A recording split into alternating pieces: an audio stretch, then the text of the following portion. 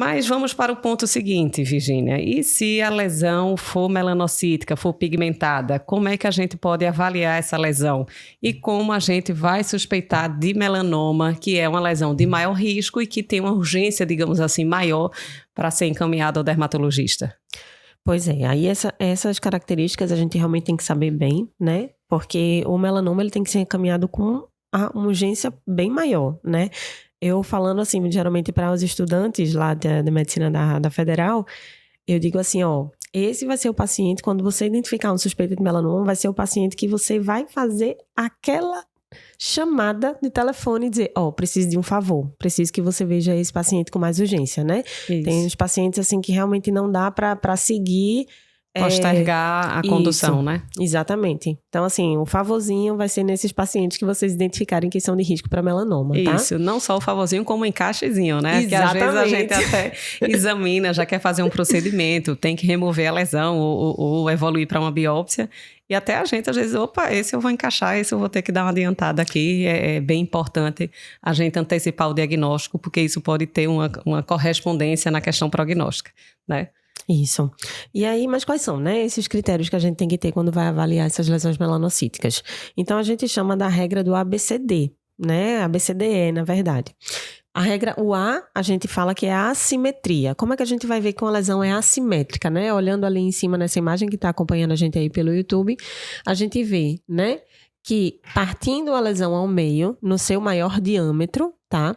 Um lado, comparando um lado com o outro, você vê que a lesão, um lado é bem semelhante ao outro, né? Então, é uma lesão simétrica. Já nas lesões, né, que são assimétricas, né, quando você faz essa linha imaginária no meio da lesão e compara um lado com o outro, você vai ver que elas não são iguais, as metades não são iguais. Então, assim, uma lesão assimétrica já é um critério para você já suspeitar de uma possível malignidade, né?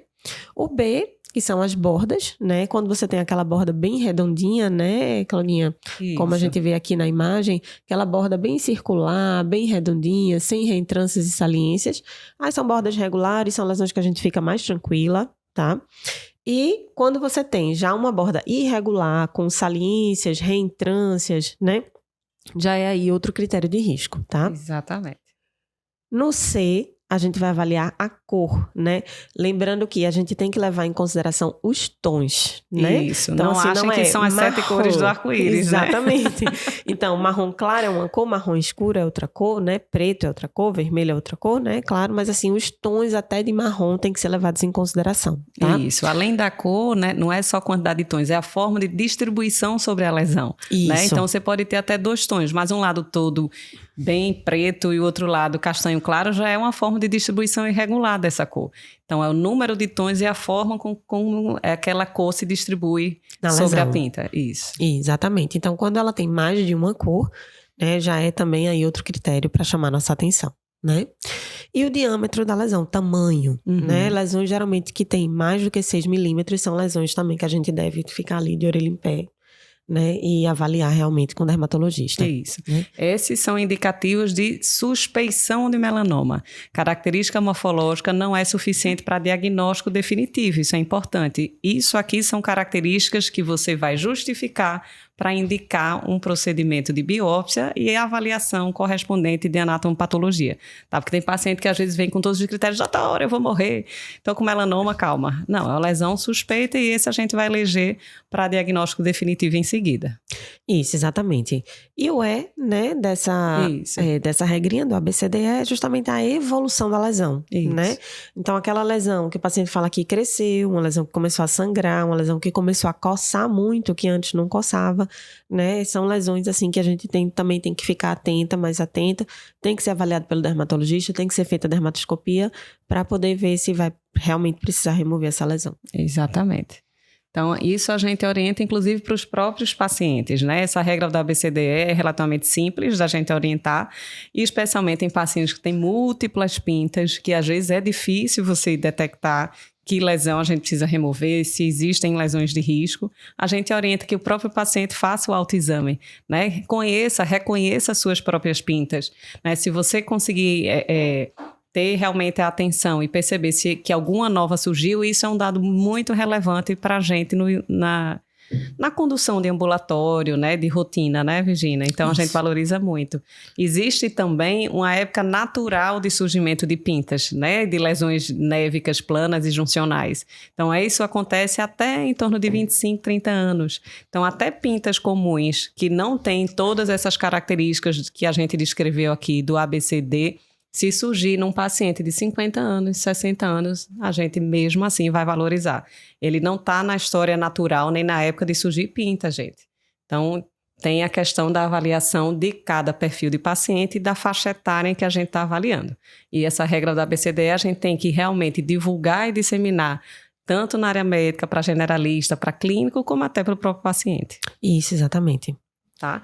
Então, quem está nos acompanhando aí no YouTube, ou quem está nos escutando no podcast, a gente vai passar para um pequeno exercício e ver se vocês já captaram aí a ideia do que é que precisa encaminhar ou não para o dermatologista, porque isso é o dia a dia, eu acho, de quem atende pacientes examinando superfície de pele. Vamos exercitar. Então, vamos para o primeiro caso.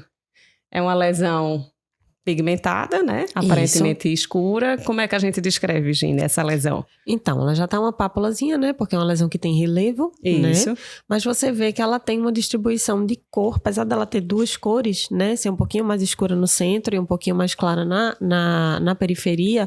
Você vê que é uma lesão que tem essa distribuição de cor, como você falou, de forma homogênea, a parte central, assim, mais pigmentada, a parte periférica também com uma cor distribuída de forma bem simétrica, né? Isso. É uma lesão que é simétrica, se você partir ela ao meio com essa linha imaginária, você vai ver que a metade corresponde à outra metade e que tem as bordas bem regulares, né? Você vê aí que não tem saliências, reentrâncias, né? Isso. Então, provavelmente é uma lesão benigna, né? Exatamente. Provavelmente um nevo melanocítico que não traz risco. Então, não precisaria, teoricamente, que esse paciente fosse com urgência ao dermatologista, só se ele realmente quiser remover, mas teoricamente não teria nenhuma necessidade real. Exato. E essa segunda lesão? Então, temos uma lesão, acho que é tronco, amiga? Essa aqui? Sim, Uma lesão em tronco. Também é uma lesão pigmentada. Ela também tem duas, no máximo 3 cores, né? Parece ter um preto, um castanho um pouco mais escuro e mais claro. E tem uns pontos mais enegrecidos, agregados na área central.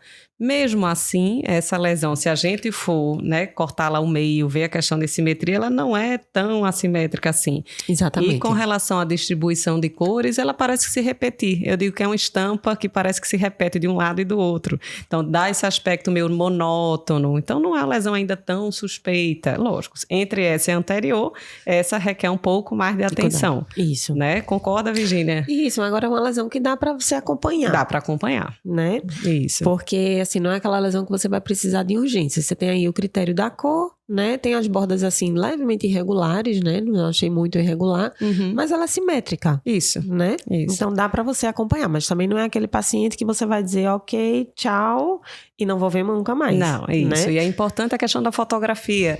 Às vezes, numa reavaliação de curto prazo, às vezes 3, 4, 6 meses no máximo, é muito difícil você ver pequenas alterações e recordar simplesmente pela descrição de prontuário.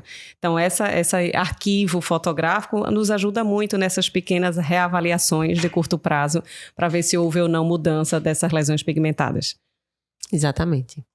E essa terceira lesão pigmentada, o que é que a gente está vendo aqui, Virginia? Me conta.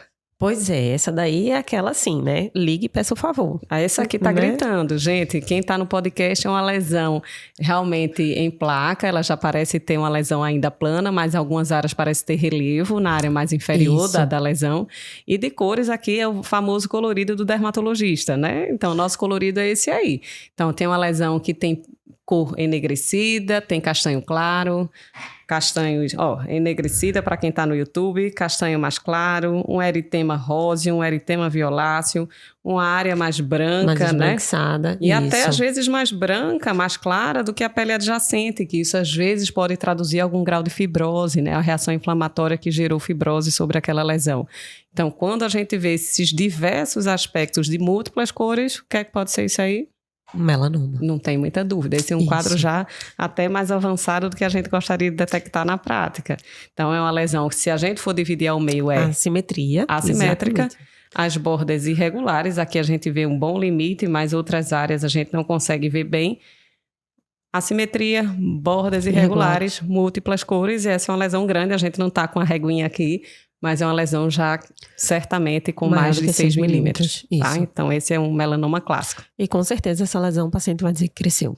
Esse o paciente conta. Isso. Doutora, cresceu. Mas às vezes só cresceu e não incomoda e o paciente muitas vezes não valoriza. Não dói, né? Besteira, doutora. Isso aí já tá há 2 anos, mas não incomoda e a gente, essa aqui a gente tem que cuidar. Isso, com urgência. Com urgência.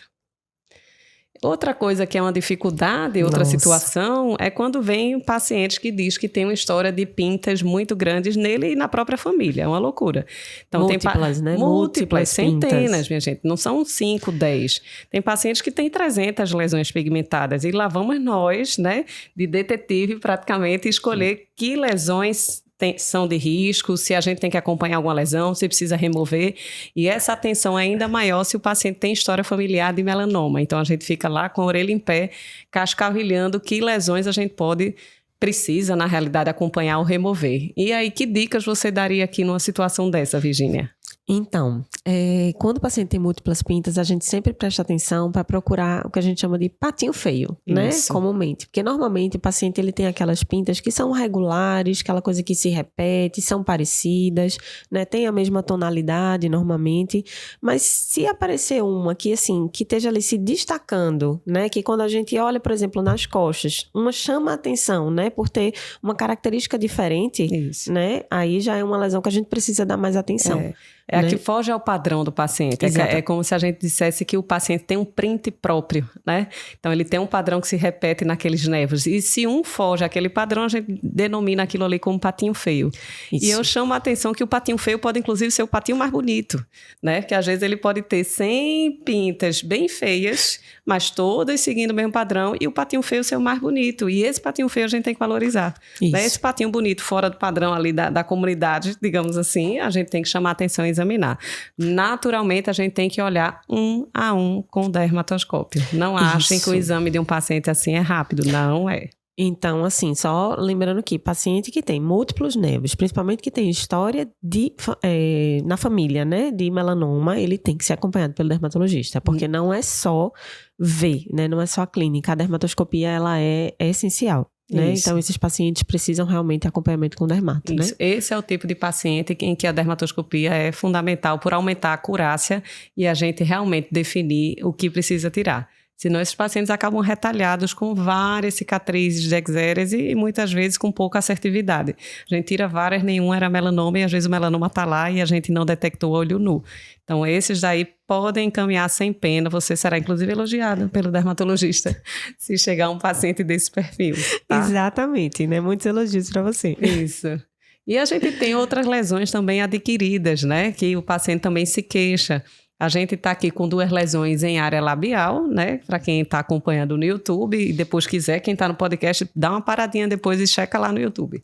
Então, a gente tem uma lesão pigmentada na área supralabial, da imagem aqui da esquerda, que pelo fato de ser adquirida, né, é uma lesão mais irregular, assimétrica, já chama atenção para uma possibilidade de risco. Concorda, Virgínia? Exatamente. Você vê que as bordas ali são bem irregulares, né? Você vê que tem saliências e reentrâncias, avaliando a coloração, né? Você vê que tem uma área assim, até um pouco mais esbranquiçada no centro, área enegrecida, área castanha, né? Então, assim, é uma lesão que tem que ser avaliada pelo menos pela dermatoscopia. Isso. Né? E se for necessário, a gente evolui para biópsia, né? Claro. E às vezes o paciente chega em pânico também com a lesão labial, como a gente está vendo na imagem à direita, uma lesão pápulo-nodular, sangrante, que a gente diz que às vezes vem até com sinal do band-aid. Sangra tanto, é tão friável que o paciente já vem com um curativozinho em cima. Doutora, como está a situação? Está sangrando quando qualquer coisa sangra. Qualquer coisa, só em encostar, só em tocar já sangra. E ela acaba chegando com essa lesão friável, muitas vezes com crosta hemorrágica em sua superfície,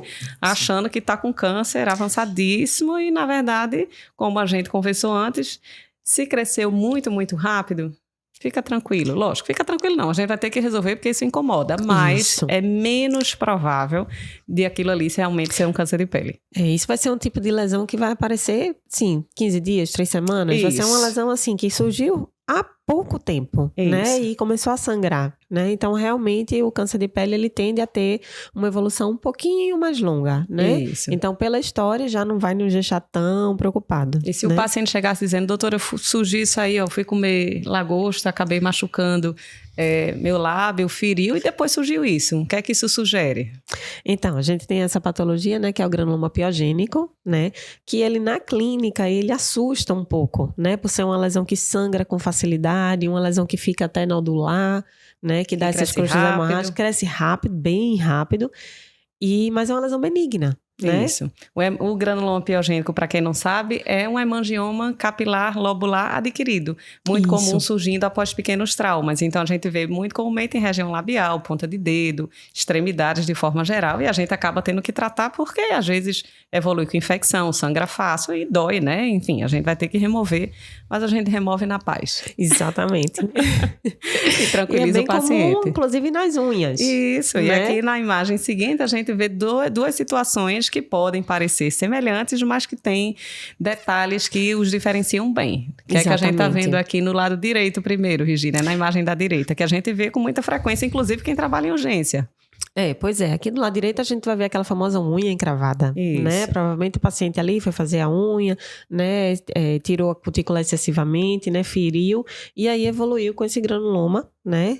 Que você vê ali aquela nodulação friável, né? Também sangra com facilidade, às vezes tem infecção secundária com crosta melicérica ali em cima. Mas é aquela coisa que a gente precisa tratar porque dói, né? Incomoda e tudo, mas não tem aquela urgência, aquele medo, né? Aquela ansiedade de ser algum câncer de pele. Isso, né? Trata mais pelo desconforto do paciente. Às vezes a gente faz microcirurgias, cauteriza o granuloma, corrige, matricectomia, que a gente vai aprender tudo aqui nos próximos podcasts. Aguardem. Mas a gente tem que tratar pelo desconforto do paciente, mas não pelo risco de neoplasia. Exato. Tanto que a gente pode fazer eletrocoagulação, né? Lesões que podem ser cauterizadas, a gente fica mais tranquila, né? De não ser uma suspeita de câncer de pele. Isso, né? Até para dar uma funcionalidade. O paciente às vezes não calça o sapato, vem reclamando. A gente consegue resolver isso bem em consultório. Isso. Mas às vezes uma situação muito semelhante a essa imagem do lado esquerdo. Então aqui a gente também vê uma lesão nodular na prega lateral da unha. E acompanhando essa lesão nodular friável sangrante, a gente vê uma pigmentação subungueal. Então, aí a gente já chama um pouquinho de atenção, porque apesar de parecer um granuloma piogênico, isso aqui se trata de outra coisa. Exatamente, né? Essa pigmentação ali, gente, vê que é uma pigmentação bem irregular, né? Vê que tem uma área bem enegrecida, mais lateral, e uma área, né, mais castanho claro na parte mais medial. E se você levar em consideração só realmente a borda da unha, você pode até ficar, não, é um granuloma piogênico, né? É uma unha encravada. Mas a gente tem aí que associar essas duas lesões e ver que provavelmente são a mesma coisa, né? E provavelmente a gente tá aí de frente a um melanoma. Isso, um melanoma acral, que pode surgir como uma melanoníquia, que é uma lesão pigmentada que a gente visualiza na lâmina ungueal, mas que pode evoluir para a pigmentação da borda, né, lateral da unha, inclusive com aspecto mais nodular. E são lesões, infelizmente, que podem ser bem avançadas e aí requerem biópsia e certamente acompanhamento com o dermatologista e provavelmente oncologista e cirurgião oncológico. Exato. Também. Então, vamos tentar diferenciar. Teve lesão friável na ponta do dedo, vê se tem história de trauma, visualiza se não tem lesão pigmentada adjacente, né? Isso é bem importante para a gente não fazer o tratamento errado.